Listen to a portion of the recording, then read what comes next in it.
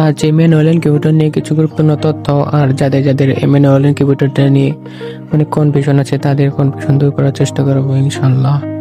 যদি পুরো ভিডিওটা আপনারা দেখেন, ম্যানুয়াল ইনকিউবেটর নিয়ে আর কোনো সমস্যা হবে না ইনশাল্লাহ। যারা এক্সিস W3001 এর কন্ট্রোলারটি ইউজ করেন তারা ওভারহিট কিভাবে কন্ট্রোল করবেন।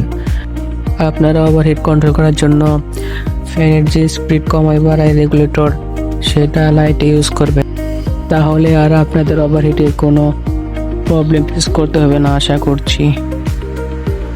2 নাম্বার কনফিউশন হচ্ছে কারেন্ট কত ঘন্টা চলে গেলেও ডিমের কোনো প্রবলেম হবে না। তো আমি এই পরীক্ষাটা করে দেখেছি। আমার 4 দিনের একটা ডিম ফোন আসছিল, সেটা ফ্রিজে রেখেছিলাম 2 থেকে 3 দিন। তো আজ সেটা বের করছি, বের করে দেখে পুরো ব্রনটা জীবিত ছিল এবং ভিতরে ব্রনটা নড়ছিল। তার মানে 12-13 ঘন্টা বা একদিন কারেন্ট না থাকলেও ডিমের কোনো কোনো প্রবলেম হবে না, এটা আশা করছি ইনশাল্লাহ।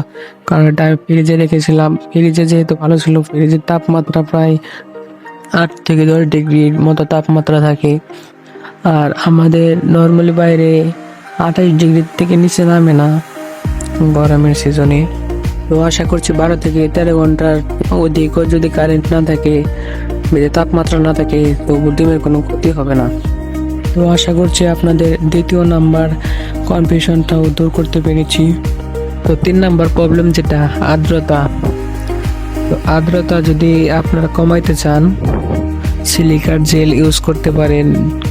5 থেকে 7টা প্যাকেট দিলেই আর্দ্রতা কমে যায় অনেকটা। আর যদি কাছে না থাকে, তো আপনারা চুলায় যে রান্না করে কয়লা বা ছাই যেটাই বলি, ওটা যদি একটা বাটিতে এক কোণায় রেখে দেন, তো আর্দ্রতা প্রায় 5% কমে যাবে। এটা আমি পরীক্ষা করে দেখেছি। আর আর্দ্রতা যদি বাড়াইতে চান তাহলে কি করবেন, যে বাটিতে যদি পানি রাখার পরও যদি আর্দ্রতা না বাড়ে, তাহলে একটা পাতলে গরম পানি করে ফুটন্ত গরম পানিতে একটা কাপড় ভিজিয়ে সেটাও গরম করবেন। তারপরে গেঞ্জির কাপড় যেটাই হোক, চিপড়ায় ওইটা ইনকিউবেটরে এক জায়গায় ঝুলিয়ে রেখে দিবেন।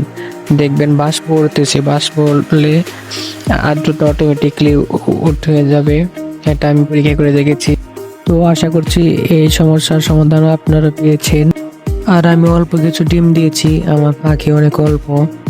তো আরেকটা বিষয়, কোয়েল পাখির ক্যান্ডেলিংটা, এটা অন্যান্য ডিমের মতো না।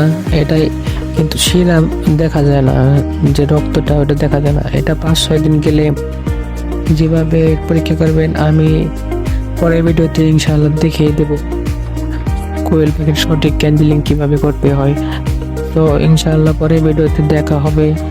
আজ এই পর্যন্তই, আল্লাহ হাফেজ।